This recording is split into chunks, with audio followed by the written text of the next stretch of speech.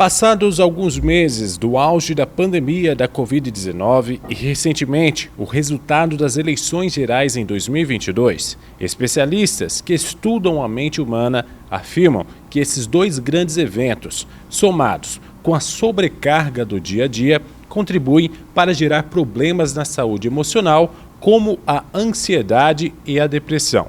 Conversamos com essa psicóloga em Juara que explica mais sobre o tema.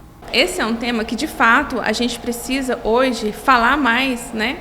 Porque quando a gente fala em saúde mental, o que de fato é isso? Né? O tanto que a gente ouve falar, mas o que de fato é isso?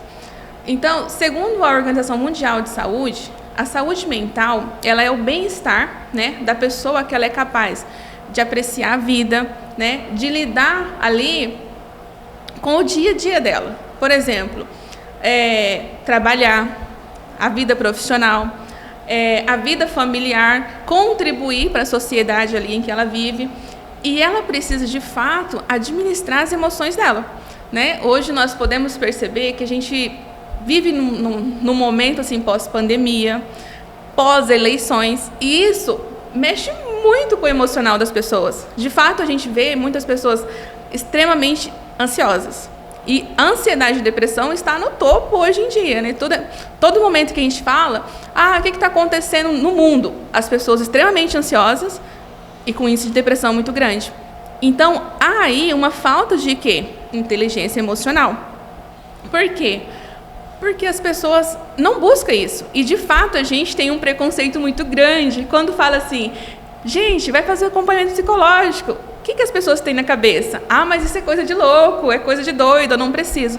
E realmente, gente, não é isso, tá? A gente precisa desmistificar isso. E para as pessoas procurar mesmo um acompanhamento psicológico. E, doutora, qual é a diferença entre a questão da saúde mental e o transtorno mental? Certo, muito bem válido. O transtorno mental, o que é o transtorno mental de fato? O transtorno mental, ele já é uma disfunção na atividade cerebral. O que acontece com uma pessoa que ela tem um transtorno mental? Essa pessoa ela tem um problema de comportamento, um problema de raciocínio, uma questão de problema de aprendizagem e um problema na comunicação. Por quê? Porque o transtorno ele já é um distúrbio, né? Ali uma disfunção na atividade cerebral. Tá? Esse é o transtorno psicológico, que é diferente quando a gente fala em saúde mental, com uma pessoa que tem só um problema com ansiedade e outras questões. Tá? E como manter a saúde emocional, né? A gente tratou dessa questão da importância, né, dos cuidados e tudo mais, e como ter aí a saúde emocional em dia.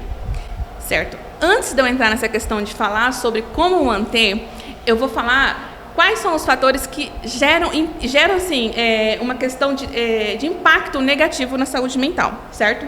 Primeiro, gente, conflito familiar. Isso impacta negativamente na saúde mental das pessoas. Conflito no trabalho. Conflito no trabalho por quê? A gente, hoje em dia, tem um índice muito grande de síndrome de burnout. Não sei se você já ouviu falar ou não. Que é o quê? A síndrome do esgotamento físico, né? A pessoa está ali esgotada fisicamente, psicologicamente, no excesso de trabalho.